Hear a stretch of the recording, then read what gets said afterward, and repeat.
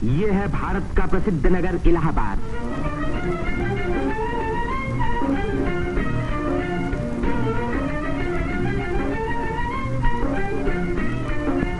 यहीं पहल उत्तर प्रदेश में एक विश्वविद्यालय की स्थापना हुई। इसी वजह से ये नगर उत्तर प्रदेश की शिक्षा और सभ्यता का केंद्र माना जाता है। पंडित मदन मोहन मालवीय, पंडित गोविंद वल्लभ पंत और अनेक प्रतिभाशाली व्यक्ति इसी विश्वविद्यालय की देन हैं, जिन पर आज देश को गर्व है।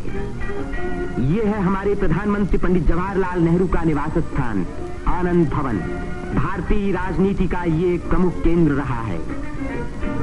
इस नगर को तीर्थराज प्रयाग भी कहते हैं। यहीं गंगा और जमुना का संगम है। इसी संगम में गुप्त सरस्वती नदी भी आकर मिलती है। इसीलिए इस स्थान को त्रिवेणी संगम कहा जाता है। त्रिवेणी बहुत पुराने जमाने से भारत का एक पवित्र स्थान माना जाता है। सृष्टि की रचना की शक्ति प्राप्त करने के लिए यहाँ ब्रह्मा ने यज्ञ और तपस्या की। लक्ष्मी की प्राप्ति के लिए विष्णु ने भी यहीं तपस्या की। यहीं स्नान करके भगवान शंकर ने त्रिपुर राक्षस के वध करने की शक्ति प्राप्त की और यहाँ महात्मा बुद्ध ने संसार को सत्य का संदेश भी सुनाया। समुद्र मंथन के बाद जयंत के अमृत का घड़ा लेकर जाते समय एक अमृत कण छलक कर यहाँ गिरा और तभी से इस स्थान पर कुंभ मेले का महान पर्व आरंभ हुआ। इस वर्ष भारत का सबसे बड़ा कुंभ मेला इसी स्थान पर हुआ। इस मेले में लगभग 1 करोड़ व्यक्ति त्रिवेणी में स्नान करने के लिए आए। सदियों की गुलामी के बाद स्वतंत्र भारत का ये पहला कुंभ मेला था। त्रिवेणी में स्नान करके तन, मन और आत्मा को शुद्ध करने के लिए ही यात्री यहाँ आते हैं। योगी और सन्यासी, गरीब और अमीर सभी प्रकार के लोग यहाँ इकट्ठे होते हैं। कुंभ मेले के मौके पर देश के नर नारी एक दूसरे के धार्मिक विचारों से परिचित होते हैं। धार्मिक संस्थाएं योगी और सन्यासी यौगिक क्रियाओं को दिखाते हैं।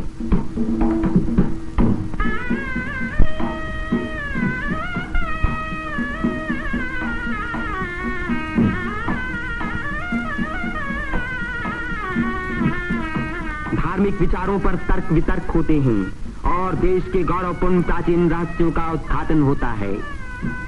यहाँ के सुंदर दृश्य प्राचीन भारत की महत्ता की याद दिलाते हैं।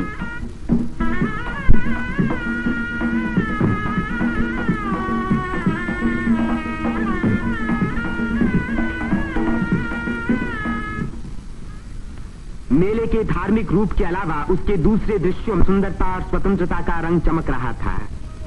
रंग बिरंगी चूड़ियां, देवी देवताओं की मनमोहिनी मूर्तियां,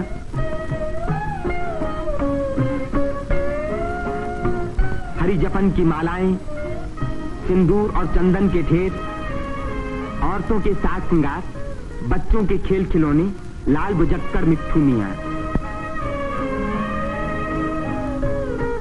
तीर्थ यात्रियों की सुविधा और सुरक्षा के लिए और स्वतंत्र भारत के इस महान पर्व को सफल बनाने के लिए उत्तर प्रदेश सरकार ने अपनी ओर से कोई कसर उठा न रखी।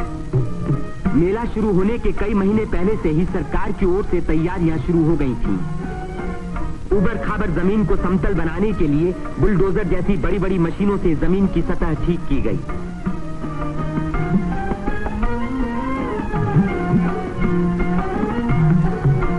गंगा जी ने अपना किनारा 15 से 30 फुट गहरा काट दिया था, जिसके कारण यहाँ स्नान करना असंभव था। बुलडोजरों ने इन किनारों को सपाट बनाया, जिससे तीर्थ यात्री यहाँ सकुशल स्नान कर सके। जिस काम को 1000 आदमी 3 महीने में खत्म नहीं कर सकते थे, उसी को 6 बुलडोजरों ने 15 दिन में पूरा कर दिखाया।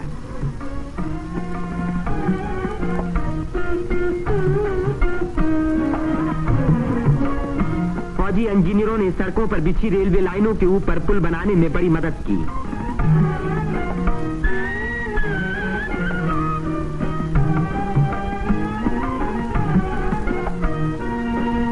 इससे रेलों के आने जाने के समय भीड़ सड़कों पर कभी न रुकी, बल्कि लगातार त्रिवेणी की ओर बढ़ती रही।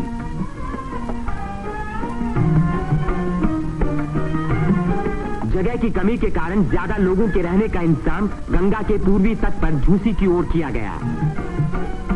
वहां यहां से शेष मेले तक आने के लिए भारतीय सैनिकों और उत्तर प्रदेश सरकार के सार्वजनिक निर्माण विभाग ने पीपों के 6 पुल बनाए।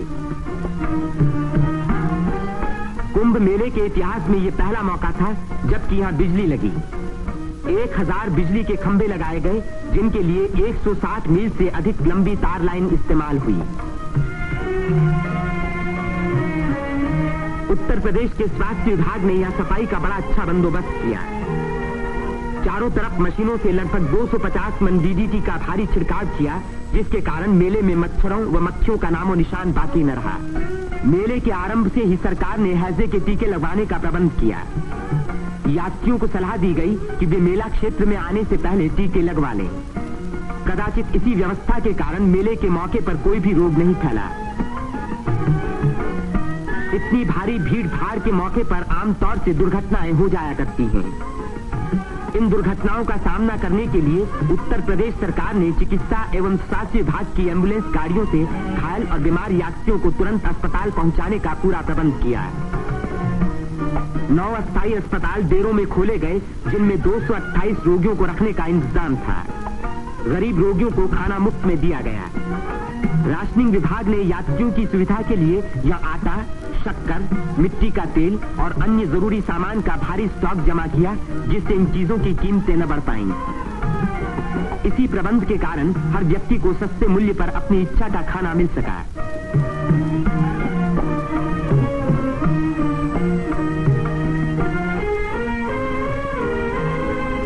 सेवा समिति, अग्रवाल समिति और भारत स्काउट्स एंड गाइड्स जैसी स्वयंसेवक संस्थाओं ने यात्रियों के मार्ग निर्देशन, उनकी सुरक्षा और घायलों का प्राथमिक उपचार किया। पुलिस यात्रियों के संचालन का कार्य करती रही। आने जाने के लिए अलग रास्ते रखे गए। भीड़ को काबू में रखने के लिए चलते फिरते वायरलेस सेटों का इस्तेमाल किया गया।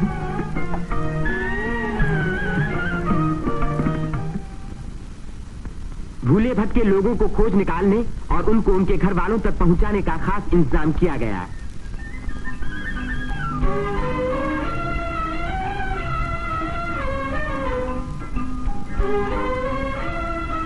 मेले में लाउड स्पीकरों का एक जाल बिछा दिया गया, जिससे भटके हुए लोगों का नाम पुकार पुकार कर उनको एक स्थान पर इकट्ठा किया गया।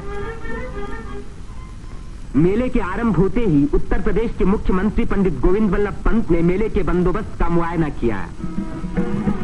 इस तीर्थ स्थान पर जमा हुए लाखों मेहमानों के सुख सुविधा की उन्हें बड़ी चिंता थी।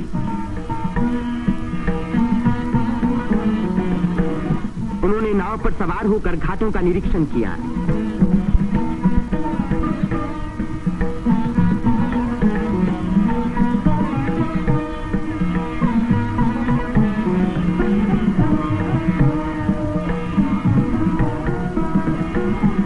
उन्होंने पीपे के पुलों को भी देखा। ये अखाड़ा जो ऐसे ही एक पुल को पार कर रहा है, पुल की मजबूती का सबूत है।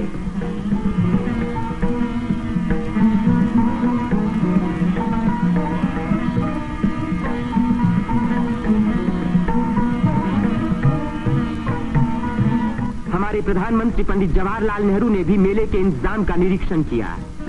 वे सड़कों पर घूमे और पुलों पर भी गए।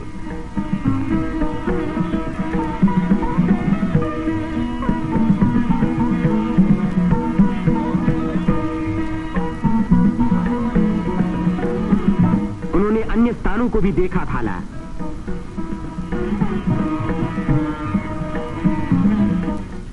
भारत के अन्य लाखों व्यक्तियों की भांति हमारे राष्ट्रपति श्री राजेंद्र प्रसाद ने भी त्रिवेणी में स्नान किया। इस दिन अपार जनसमूह यहां इकट्ठा था।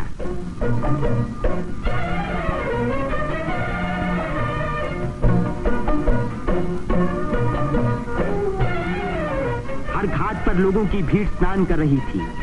उसमें नया जोश था और नई उम्मीदें थीं।